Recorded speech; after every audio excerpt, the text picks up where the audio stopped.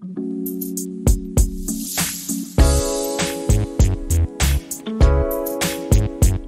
Hi guys, what's up, welcome back to the channel. So guys, आज की इस video में मैं मिलूंगा महिंद्रा XUV 500 के ओनर से।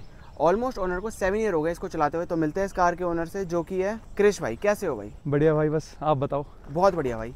भाई XUV 500 क्यों?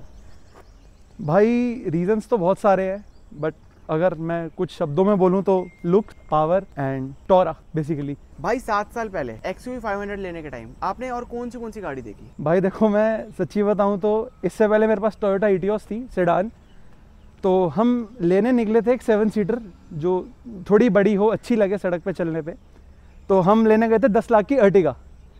अब ये उससे प्राइस में डबल है, बट हाँ, अर्टिगा लेने गए। तो अर्टिगा जब बुक कराई और देखा ना, तो अर्टिगा में एक SUV फील नहीं थी, it was an MUV। Harrier थी उस टाइम पे, इनोवा थी, but as again Harrier 5 seater and Innova was a little bit expensive. Jeep Compass was also an option, but वो भी सेम, एक जीप पे एज अ ब्रांड नया था तो ट्रस्ट नहीं था। सो ये महिंद्रा, अगेन लुक्स बहुत अच्छी थी, चीता इंस्पायर्ड इसकी लुक्स थी उस टाइम पे, इसका मोटो था। सो या आई गॉट द XUV 500। भाई कौन सा वेरिएंट है? भाई this is 2018 W10 manual 2 litre diesel. कितने के लिए भाई? भाई टू बी एग्जैक्ट 20.16। मैं आपको ऑनेस्टली स्टोरी बताऊं तो मेरे नोन में एक थे रिलेटिव, हमारे पास ही रहते हैं घर के, तो वो ये लेकर आए। They got the same colour and same year, but it was W4 base variant. तो उसको देखते ही I fell in love with the looks. और उसके बाद आपको पता ही है, फिर आप शोरूम में जाओ, जो सेल्स में होते हैं वहाँ पे, तो they try to convince to buying the upper variant. So हम वहाँ गए, उन्होंने बोला कि हमें W4 लेनी है, because we extended our budget, क्योंकि गाड़ी पसंद आ चुकी थी हमें। तो उन्होंने कहा कि सर आप 4 क्यों ले रहे हैं, आप 6 लीजिए। 6 अब उन्होंने बोला सर आप 6 पे आप स्पेंड कर ही रहे हैं, आप थोड़ा सा और स्पेंड करें, आपको अलॉयज मिलेंगे W9 में। उन्होंने कहा सर अब आप इतना खर्च ही रहे हैं तो आप थोड़ा सा और दे दीजिए, आपको W10 लेके एक्स्ट्रा फीचर्स लाइक सनरूफ मिलेगा एंड एक दो चीज़ें और, बीज इंटीरियर्स मिलेंगे। तो या that's how they convinced us to get the W10। Also मतलब हाँ, बजट था उसका डबल हो गया, बट वर्थ इट था। भाई उस टाइम भी कुछ वेटिंग पीरियड का होता है जैसे आज के टाइम पे? कुछ भी नहीं था भाई, कुछ भी नहीं था। हाँ, एक चीज़ हुई थी, कार हमने बुक कराई थी ब्लैक, क्योंकि हमें ब्लैक चाहिए थी। बट हुआ क्या, दे टोल्ड अस कि जो ब्लैक थी वो हमारे लिए खड़ी थी, बट आई थिंक सो कोई अदर आया, उसने आई थिंक उसने पक्का कुछ ज़्यादा पैसे दिए and he took away that car. So they told us कि सर एक सिल्वर कार खड़ी है, बट उसमें ये एक्सेसरीज जो आप देख रहे हो, ये क्रोम वगैरह ये सब लोडेड है, अब वो ले लो। हम पहले थोड़ा अनश्योर हुए कि अब लेनी तो ब्लैक थी, क्योंकि एक black big car is something you know कि सड़क पे अच्छा लगता है चलते हुए। बट हमने फिर सिल्वर देखी है, इस पर ये क्रोम की एक्सेसरीज देखी तो अच्छी लगी। So we got the silver one and waiting कुछ भी नहीं थी भाई, लाइक बोलने के गाड़ी आई थिंक एक हफ्ते बाद ही मिल गई थी। प्रॉब्लम बहुत होती है जब ग्रैब 3 या ग्रैब 4 लगता है और डीजल BS4 डीजल बैन होती है, तो हाँ प्रॉब्लम तो ये है।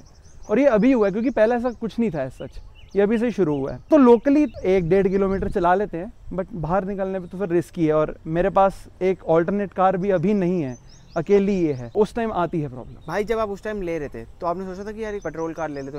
भाई उस टाइम मैं सही बताऊं तो बिल्कुल नॉलेज नहीं थी कि एज सच पेट्रोल और उसमें डीजल में डिफरेंस होगा, क्योंकि हमारा क्या है, हम यूजुअली हमारी जो हिस्ट्री, हम कार 7-8 साल चला के बेच देते हैं, तो हमें उस टाइम फ़र्क नहीं पड़ता था कि 10 साल चले या 15 साल, क्योंकि गाड़ी हम हर 7-8 साल में अप्रॉक्स चेंज कर लेते थे।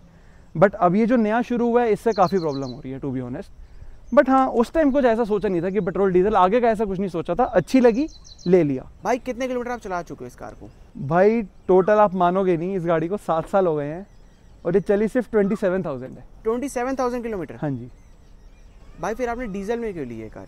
भाई एज अगेन मैंने आपको बोला, हमें उस टाइम कुछ वो नहीं पता था कि अगर हमारी रनिंग कम है तो हम पेट्रोल लें, रनिंग ज़्यादा है तो डीजल लें, हमने ऐसा कुछ नहीं सोचा।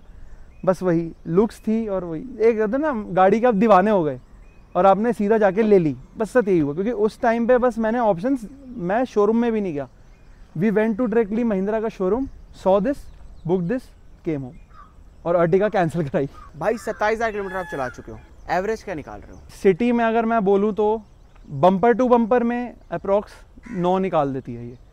अगर नॉर्मल सिटी ड्राइविंग करूँ तो अप्रॉक्स 11-12, और हाईवे पे 16-17 दे देती है। चलाने में कैसी लगी आपको? भाई चलाने में तो इसका मैं सही बताऊं तो ऑनेस्टली मैंने आज तक जितनी गाड़ियां चलाई हैं, मैं कुछ ऐसा बोल नहीं रहा कि मेरी ही है, but this is a diesel rocket.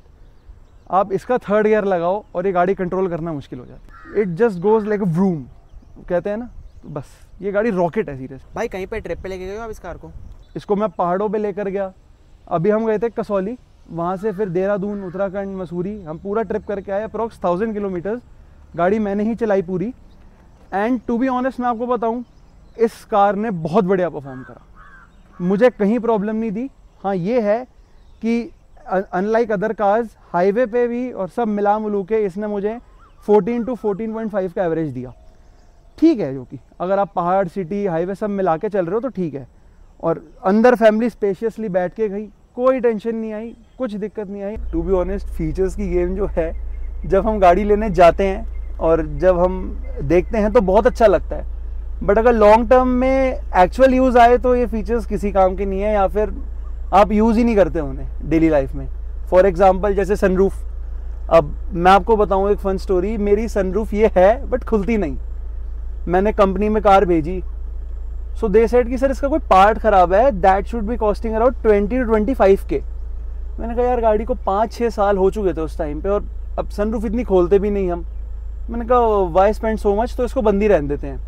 बाहर पता करा तो बाहर वो पार्ट मिला नहीं मेरे को, तो ये है। बट फिर अगेन सनरूफ हम यूज़ नहीं करते, और आजकल जो भी फीचर्स आ रहे हैं हम ले तो लेते हैं, बट लॉन्ग टर्म में हम उन्हें यूज़ करते नहीं है। वो बस दिखने की ही लुक अच्छी होती है और आप दिखाना चाहते हो कि मैंने टॉप मॉडल लिया है। अब जैसे देखो ये हैंड ब्रेक है, अगर आप देखो तो इसका ऊपर का कवर नहीं है, तो मैंने कंपनी में इंक्वायरी करी, सो दे सेड कि सर कवर नहीं मिलेगा आपको, पूरी hand brake lever assembly change करानी पड़ेगी। स्क्रीन का रिस्पॉन्स कैसा लगा आपको? 2018 के हिसाब से मैं कहूँगा नॉट द बेस्ट, बट अच्छी है।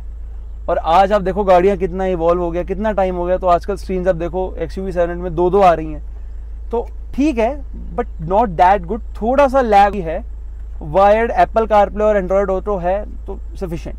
और भाई XUV 500 का आपको AC कैसा लगा? AC भाई अच्छा है, इफेक्टिव है काफ़ी। फ्रंट और सेकंड रो का काफ़ी अच्छा है, थर्ड का मुझे उतना पता नहीं क्योंकि हमारी वो कभी यूज़ ही नहीं हुई, कोई बैठा ही नहीं वहाँ कभी इतना। हाँ फर्स्ट और सेकंड रो का इज़ वेरी गुड, कूलिंग अच्छी है काफ़ी। अगर आप देखो स्पेशली AC के साथ ही XUV 500 के स्टोरेज कंपार्टमेंट, स्पेशली आप देखो यहाँ स्टोरेज, ये तो ग्लव बॉक्स खैर है ही, ये अपर एक स्पेशल ग्लव बॉक्स आता है, और ये एज अगेन, तो स्टोरेज की प्रॉब्लम बिल्कुल नहीं है इस कार में, स्टोरेज बहुत अच्छी है। भाई 7 साल हो गए आपको महिंद्रा XUV 500 को चलाते हुए। हाँ जी भाई। सर्विस कॉस्ट क्या आ रही है? सर्विस कॉस्ट तो भाई देखो जिस साइज़ की है ये कार 7 सीटर, तो हाँ अगर हम नॉर्मल इसकी सर्विस कराएं तो अप्रॉक्स 15-16 के आसपास इसकी आ जाती है, 15-16 हज़ार। और अगर मैं आपको एक्सपीरियंस का बोलूं तो महिंद्रा की सर्विस में नेसेसरी पार्ट्स आपको सर्विस में बहुत रिकमेंड करते हैं। वो उस टाइम आपको थोड़ा क्या कहते हैं, उसे चौकन्ना रहना पड़ता है। बाकी हाँ सर्विस तो ठीक है। महिंद्रा XUV 500 बेच के क्या आप महिंद्रा XUV 700 लोगे या कोई महिंद्रा की कार लोगे? भाई एज सच तो अभी मेरा कुछ थोड़ा बहुत प्लान हो रहा है इसको सेल करने का। और हाँ क्योंकि अगर मैं देखूं तो आजकल अराउंड इसी सेगमेंट की कार मुझे चाहिए अगर, तो अराउंड 25-30 आराम से स्पेंड करना पड़ेगा। और उस सेगमेंट में आई थिंक मेरे हिसाब से XUV 700, स्कॉर्पियन, थार रॉक्स काफ़ी ऑप्शन है और मेजरली महिंद्रा के ही हैं। So I think there are 90% chances कि मैं वापस महिंद्रा पे ही जाऊंगा। भाई रस्टिंग का थोड़ा सा है रियर राइट डोर पे, जैसा कि आप देख सकते हो। ये थोड़ा सा मैं ये कहूँगा ये problem I think majorly area के हार्ड वाटर खारा पानी से ही हुई है, और पूरी गाड़ी में सिर्फ इसी पैनल पे है रस्टिंग प्रॉब्लम। भाई आपने बताया कि आपने इस गाड़ी को सिटी में चलाया है, हाईवे में चलाया और पहाड़ों में चलाया। वहाँ पे आप जब चला रहे हो इस कार को हाई स्पीड में, तो आपको कॉन्फिडेंस आता है ब्रेकिंग में? भाई हाँ एज सच मुझे अभी तक ऐसा कभी किसी भी स्ट्रेच पे आज तक फील नहीं हुआ कि, क्योंकि हाँ मैंने शुरू से ये गाड़ी चलाई है तो मुझे मेरी लिमिट भी पता है और मुझे इसको कंट्रोल करना भी आता है। ऐसा तो नहीं हुआ हाईवे या पहाड़ों पे मैं किसी स्ट्रेच पे ना इसको मोड़ पाऊँ, ऐसा फील नहीं आया। हाँ अगर आप स्पीड में टर्न लेते हो तो ऑफकोर्स जो बंदा यहाँ बैठा होता है रियर सीट में वो ऑटोमेटिकली वहाँ खिसक जाता है। कॉन्फिडेंस पूरा है क्योंकि इसका जो पोस्चर है और इसकी SUV होके भी ये मोनोकॉक चैसी है, तो इसकी स्टेबिलिटी काफ़ी अच्छी है। भाई महिंद्रा XUV 500 से आप सेटिस्फाई हो? हाँ जी भाई, अगर ये डीजल ना होती, पेट्रोल होती तो थोड़ा सा और ज़्यादा होता, बट अगर मैं ड्राइविंग प्लेजर की बात करूं, experience, handling, looks, power, I am totally satisfied with it. और जब बात आती है सारी घूम के, अगर आपको ड्राइविंग एंजॉय करनी है, so this is the car for you. Totally satisfied 100%। Thank you Krish भाई पूरा अपना ओनरशिप रिव्यू देने के लिए। थैंक यू भाई। महिंद्रा XUV 500 का। अगर आपको वीडियो अच्छी लगी हो तो इस वीडियो को लाइक करना, चैनल पर नए हो चैनल को सब्सक्राइब करना। मिलता है आपको ऐसे एक और नई वीडियो में।